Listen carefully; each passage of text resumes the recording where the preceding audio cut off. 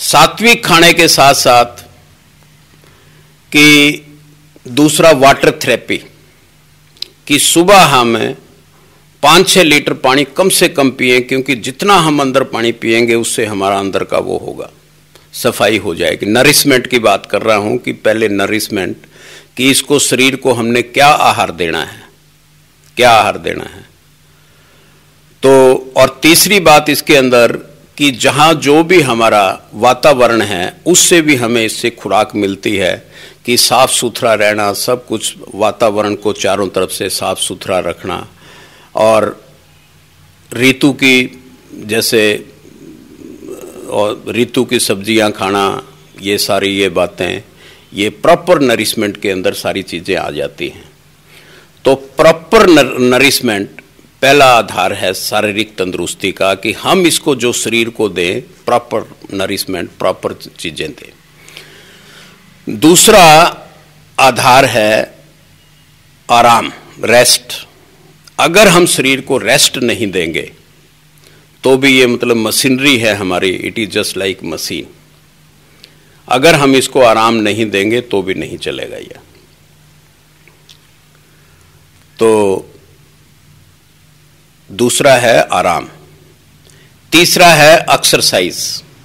Exercise आप किसी भी शक्ल में करें, एक्सरसाइज चाहे आप सैर करके करें, चाहे आप योगा करके करें, चाहे कुछ भी योगा करके करें, सैर करके करें, और कसरत व्यायाम कुछ भी किसी तरीके से। तो तीसरी चीज़ ये है। चौथी चीज़ है परहेज कि अनवांटेड चीज़ों से हमें परहेज रखना है कि जो चीज़ जिसकी ज़रूरत नहीं है, ज़रूरत से ज़्यादा खाना, ये भी शरीर को हमारे नुकसान करता है। और टाइम पे ना खाना, और इसके ज़्यादा ये फास्ट फूड वगैरह इस तरीके की जो सात्विक नई चीज़ें होती, उनको इसके अंदर अनवांटेड चीज़ों को इनटेक करना, वो भी हमारी, चाहे अगर हमने मान लो बीमारी का पता भी चल गया, उसका प्रॉपर ट्रीटमेंट भी हो रहा है, अगर हमने परहेज नहीं रखा तो वो बीमारी का इलाज नहीं होगा। चाहे हमने सात्विक खाना भी खा लिया और कुछ भी कर लिया, फिर भी हम अनवांटेड चीज़ें अगर खाते रहेंगे तो भी हमारा शरीर मतलब तंदुरुस्त नहीं रहेगा, उसमें कहीं ना कहीं जाके वो तकलीफ जरूर पैदा करेगा। तो शारीरिक तंदुरुस्ती के ये 4 नियम हैं, 4 आधार हैं। 4 चीज़ें अगर हम ध्यान में रखते हैं तो हमारा शरीर तंदुरुस्त रहेगा। और तंदुरुस्त शारीरिक सुख, और शारीरिक सुख के आजकल के ज़माने में वैसे तो साइंस ने भी बहुत सुख दिए हुए हैं, बहुत ज़्यादा इसके ऊपर डिस्कस करने वाली बात नहीं है कि भी शारीरिक सुख कहाँ मिले, वो कैसे होगा।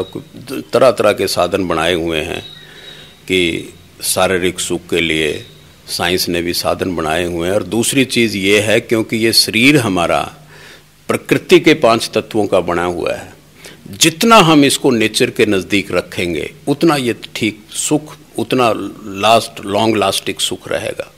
जितने हम शारीरिक साइंस के उपकरणों से जो सुख प्राप्त करेंगे वो उतना उसका सुख का समय घटता जाएगा, वो टेम्परेरीली सुख होता जाएगा। अगर हम विकार युक्त सुख शरीर को देते हैं, जिस विकारों से युक्त अगर सुख शरीर को देते हैं तो वो बिल्कुल क्षण भंगुर होगा, वो फॉर द टाइम बीइंग। अगर विकार युक्त सुख शरीर को देते हैं हम, तो वो फिर अगर इसकी विकारों की एक्सेस अगर हो जाए किसी तरीके से, तो फिर वो इसको शरीर को नुकसान भी बहुत पहुंचाता है। That is not in right way. तो ये तो बात होगी शारीरिक सुख की। इसी तरीके से 4 ही आधार मानसिक सुख के हैं। मानसिक सुख नरिशमेंट, मन की नरिशमेंट क्या है? श्रेष्ठ संकल्प, ज्ञान चिंतन, ये मन की खुराक है।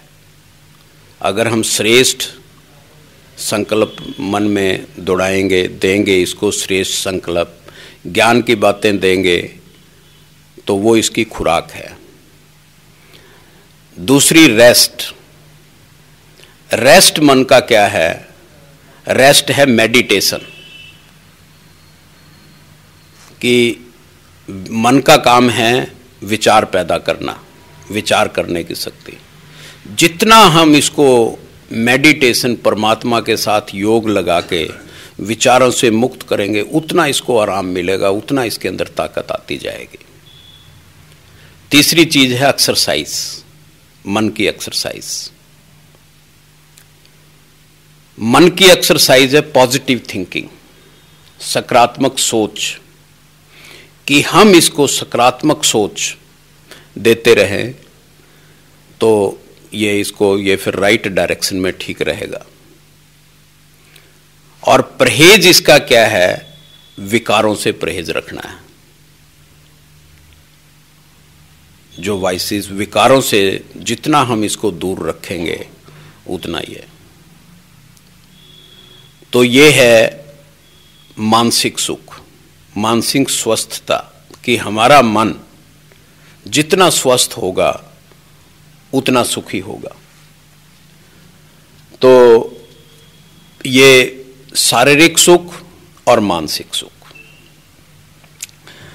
अब इससे नेक्स्ट क्वेश्चन अराइज होता है कि ये सुख, ये तो है टेम्परेरी सुख, शरीर का सुख है, ठीक है, हमने शरीर के, ये हमारा रथ है, जीवन यात्रा जिसके द्वारा हम करते हैं। अब सुख हमें मिलेगा कहां पर, कहां मिलेगा?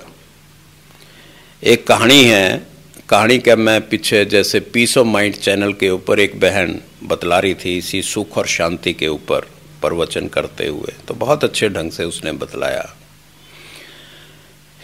कि जब कलयुग की शुरुआत होने लगी तो परमात्मा ने अपने मंत्रिमंडल को बुला लिया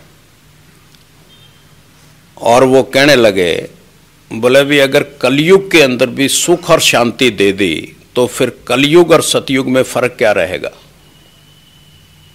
फिर लोग सतयुग को याद कहां करेंगे?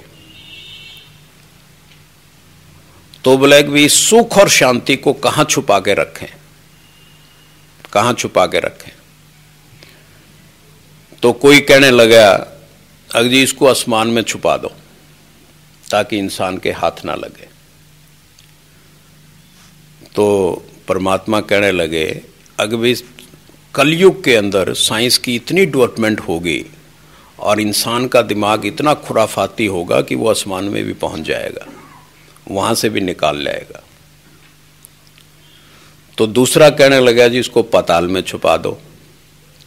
बोला पाताल पे भी सेम प्रिंसिपल अप्लाई होता है कि साइंस की डेवलपमेंट वहां भी पहुंच जाएगी।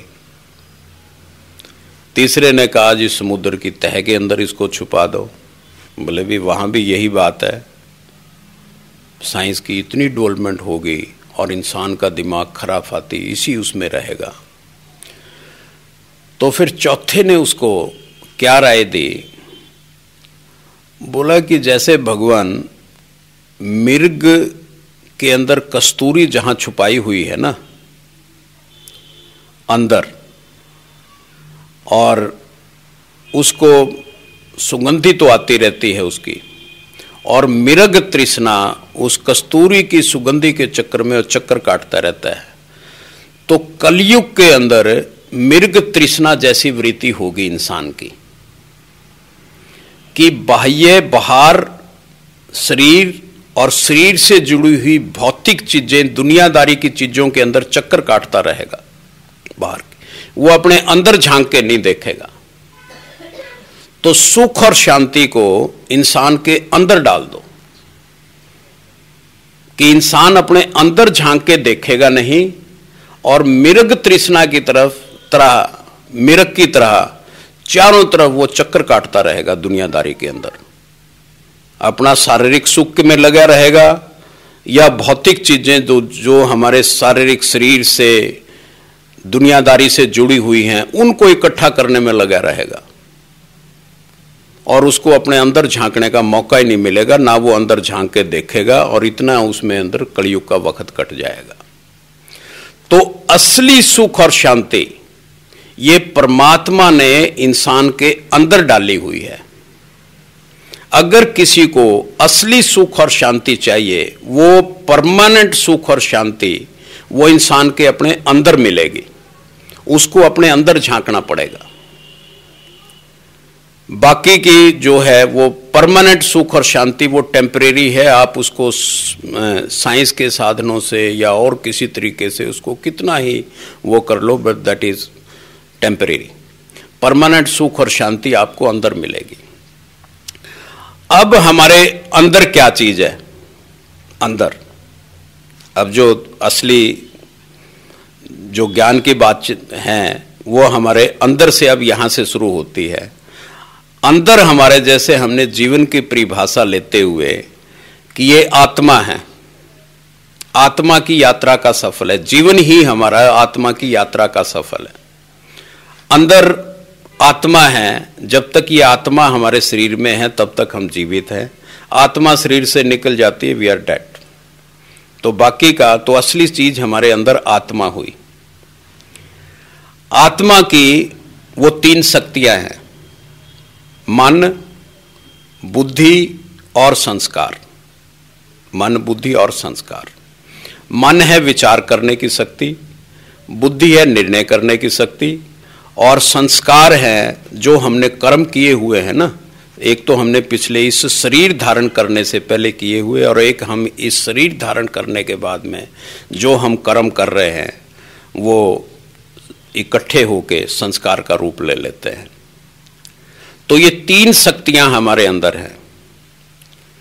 अब तीनों शक्तियां इसके अंदर संस्कार, संस्कार पास्ट एक्सपीरियंसेस कहिए आप इसको, संस्कार को दूसरी भाषा में सिंपल फॉर्म के अंदर, कि जो हमारे पिछले जन्मों के रिजल्टेंट इफेक्ट है कर्मों का वो, और इस जन्म के रिजल्टेंट इफेक्ट वो।